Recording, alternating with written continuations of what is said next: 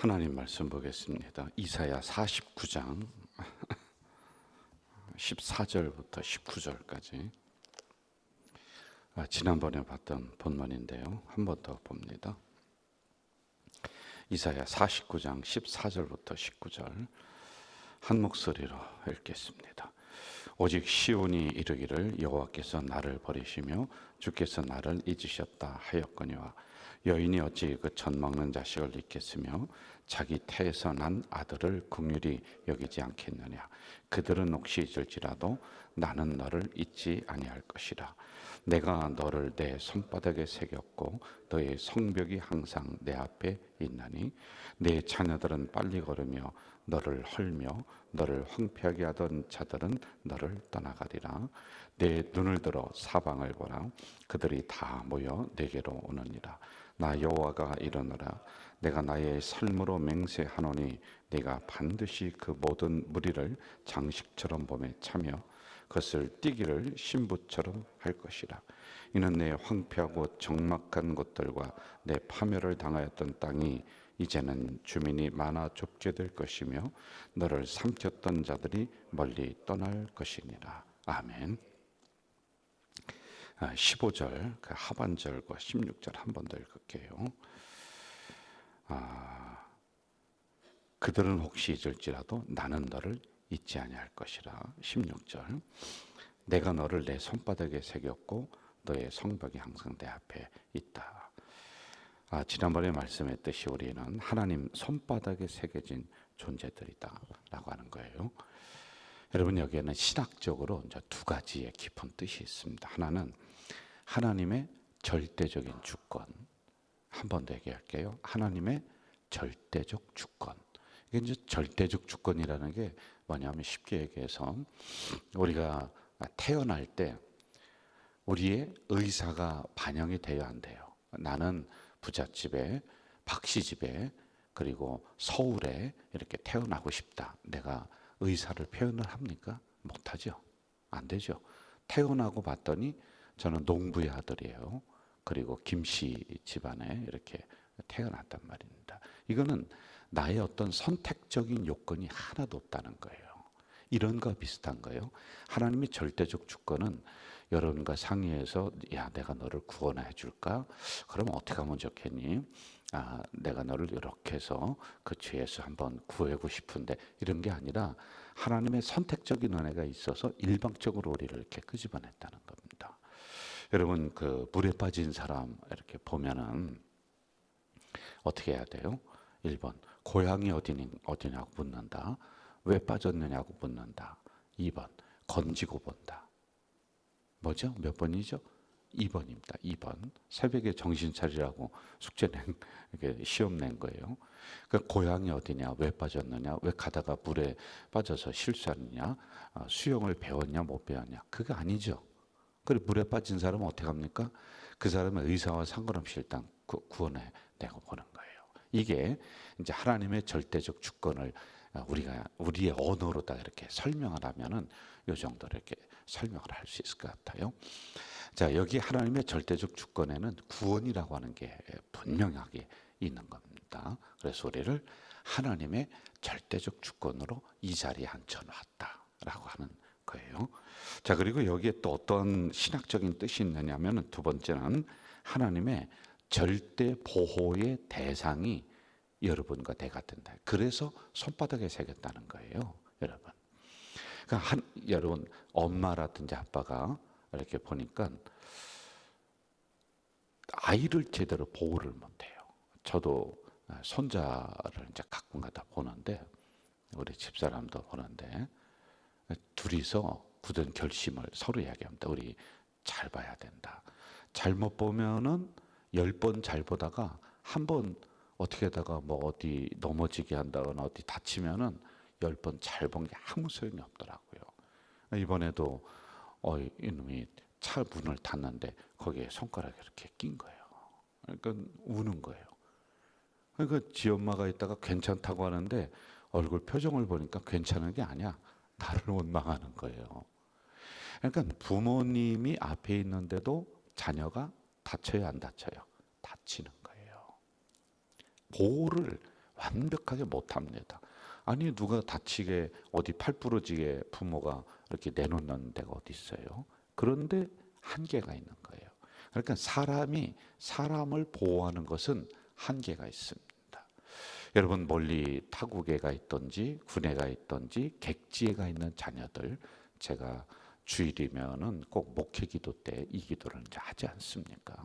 왜 그러냐면은 아무리 여러분 내 새끼지만은 보호를 못해. 안 돼요. 하나님이 그 아들을 그 딸을 보호해 줘야지 엄마가 아버지가 그 자녀를 보호를 못하는 거예요. 한계가 있는 거란 말입니다. 그래서 너를 내 손바닥에 새겼다. 부모는 혹시 잊을지라도 나는 너를 잊지 않겠다. 손바닥에 새겼다. 이것은 절대적인 주권과 절대적 보호의 대상이 바로 우리가 된다라고 하는 이 뜻이 안에 담겨 있는 거예요. 자, 또 한번 복습을 좀 하는 겁니다. 여기에 하나님의 복음을 담아놨다 그랬어요. 복음이라고 하는 것은 예수 그리스도를 의미해요.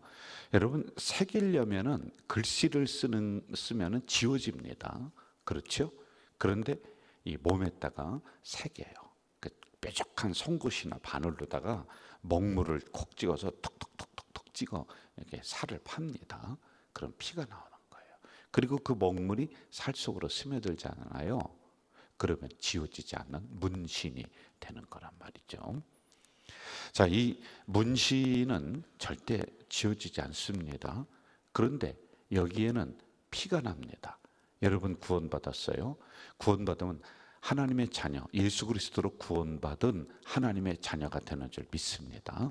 그러면 세상에 어떤 것이 이걸 대신해서 지울 수가 없어. 안 돼. 하나님의 자녀. 그래서 여러분 당당하게 살아가야 되는 거예요.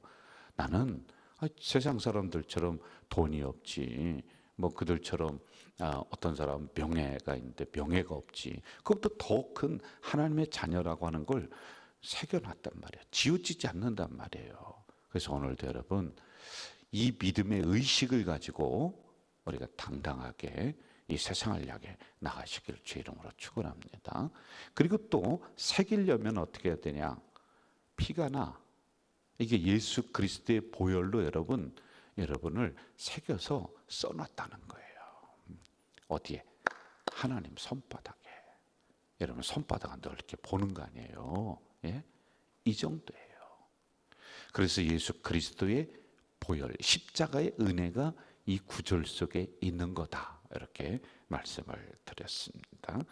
자, 이제 17절로 가면서 또 조금 나가 봅시다. 17절 같이 읽을까요? 시작. 내 자녀들은 빨리 걸으며 너를 헐며 너를 황폐하게 된 자들은 너를 떠나가리라. 아멘. 자, 보호의 대상이 됐다. 절대적 보호의 대상이 됐다고 했어요. 그래서 17절에서는 너를 어렵게 하고 너를 힘들게 했던 원수들이 떠나가리라. 이렇게 말씀을 하고 있다는 거죠. 자, 역사적인 거 잠깐 얘기할게요. 여러분 항상 성경을 볼 때는 배경을 봐야 돼요. 그냥 영적인 해석이다 해서 하나님이 지금 이렇게 말씀하십니다. 요게 위험한 거예요. 성령이 지금 나를 통해 이렇게 말씀하십니다. 이런 사람 따라가면 안 돼요. 이게 신사도주의라고 해서 이단으로 가는 지름길입니다. 예수님이 하나님이 지금 나를 통해 말씀하신다. 이런 사람 따라가면 안 된다 그랬어요. 어떻게 해야 되느냐? 하나님이 성경을 통해 말씀하십니다. 하나님이 이사야 선지자를 통해 말씀해 주십니다. 그럼 나는 누구냐? 전달하는 전달의 통로야. 그런데 그렇게 얘기하는 사람은 다 없어지고 지가 대장이 되는 거예요. 그 교주들이 하는 수법이 그거거든요. 그럼 여러분들은 꼴딱 넘어가요. 그러면 성경을 못 보는 거예요. 성경은 항상 그 배경을 봐야 되고 이걸 통해서 하나님이 우리에게 무엇을 말씀하시는가를 봐야지만이 되는 거예요. 자, 17절에 떠나가리라라고 하는 것은 이스라엘이 아수르, 바벨론 나중에 이제 그 이들에게 망합니다. 강대국입니다. 그래 여기 가서 살려달라고 빌었잖아요. 이쪽 나라에 가서 근데 이 나라가 자기를 먹어버린다라고 했어요. 그래서 70년 동안 포로 생활이 돼요. 여러분 옛날에 전쟁 나면은 초토화시키는 것은 말할 것도 없어요. 그리고 지배하고 여기에 뭐 좀 똑똑하다 괜찮다는 사람은 싹 잡아서 포로를 끌고 가는 거예요. 그게 1차, 2차, 3차. 이스라엘이 완전히 갈기갈기 찢어졌단 말입니다. 자, 이러한 상황에 이 말씀이 이제 나오는 거예요. 1장부터 39장까지는 망하기 전에 너희들 똑바로 정신 차려라. 그리고 그 다음부터는 이미 망했어. 그래서 그 한 장 사이가 수십 년의 역사가 흘렀다. 그래서 1 이사야가 1장에서 39장 2편을 지금 우리가 하고 있는 거란 말이에요. 이해가 되세요? 제가 몇 번 얘기했는데 이해가 되시면 아멘 안 해도 그냥 이렇게 해주세요. 이해가 되세요? 네. 요걸 가지고 있어야 돼요. 자, 이러한 상황 속에서 17절의 말씀 떠나가리라. 그럼 뭐가 떠나갔냐는 거예요. 떠나간다는 데는 두 가지 여기도 의미가 있어요. 나를 괴롭게 하던 사람이 물러간다. 그리고 내가 포로로 잡혀갔던 그곳에서 다시 돌아온다. 물러간다, 돌아온다. 한번 저를 따라해 보세요. 물러간다, 돌아온다. 요게 있는 거예요. 이들이 전에는 하나님의 속을 많이 상하겠다고 그랬어요. 속 상하게 한 일이 뭐라고 했죠? 우상숭배. 그리고 성전에서 예배를 드려야 안 드려요? 안 드려요. 그리고 그동안에 인도했었던 하나님의 은혜를 어떻게 해요? 잊어버려. 하나님이 언제 그랬어요? 언제 우리 돌봐줬어요? 그래, 배은망덕했다고 그랬습니다. 그러니까 하나님이 꽝 하고 내리치시는 거예요. 자, 그런데 이들이 이제는 어떻게 되느냐? 너희들 정신 차려라. 정신 차렸어요. 맞고 나니까 어이쿠 하나님 한단 말입니다. 그랬더니 하나님이 이제 너희들이 어렵게 했던 원수들이 떠나간다. 그리고 70년 만에 다시 돌아온다. 라고 하는 이 말씀을 주시는 거란 말입니다. 자, 우리에게 적용해 봅시다. 떠나가리라. 여러분을 지금 어렵게 하는 것들이 뭐가 있습니까? 지금 내 마음을 근심하게 하는 것들이 뭐가 있습니까? 떠나갈 줄 믿습니다. 왜? 손바닥에 새긴 존재인데. 잠깐 어려요. 잠깐 어려움은 더 큰 어려움을 피하기 위해서 하나님이 주시는 거일 수도 있다. 제가 이렇게 얘기했죠. 요즘 슬퍼하는 일이 뭡니까? 떠나갈 줄 믿습니다. 요즘 몸을 힘들게 하는 것들이 무엇이 있습니까? 떠나가리라. 여러분 가정을 어지럽히는 것들, 기업을 어지럽히는 문제들, 오늘 말씀대로 제가 하는 거예요. 떠나가리라. 떠나가리라. 질병, 사고, 실직, 실패, 그 무엇이든지 간에 떠나갈 줄 믿습니다. 아멘으로 응답해야 되는 거예요. 이거는요. 왜? 손바닥에 새긴 존재가 나야. 사방에서 우리를 둘러싸는 무리들 몰려오지만은 떠나갈 줄 믿습니다. 그리고 이제 돌아오리라는 것은 회복을 의미하는 거예요. 여러분의 심령이 회복되고 여러분의 신앙이 회복되고 여러분의 가정과 기업이 완벽하게 회복될 줄 믿습니다. 자, 이제 19절 이 말씀을 하는 거예요. 회복의 말씀을 하십니다. 구체적으로 19절 봅시다. 시작. 이는 내 황폐하고 적막한 곳들과 내 파멸을 당하였던 땅이 이제는 주민이 많아 좁게 될 것이며 너를 삼켰던 자들이 멀리 떠날 것이니라. 아멘. 이거예요. 회복된다는 겁니다. 사람이 없던 곳이 다시 사람이 많아지고, 물질이 바닥났던 것이 물질이 많아지고, 은혜가 바닥났던 것이 은혜의 강물이 이 성전으로부터 흘러서 여러분 가정으로 가는 이 역사가 일어납니다. 자, 우리가 해야 될 것 하나가 있어요. 요거만 기억하세요.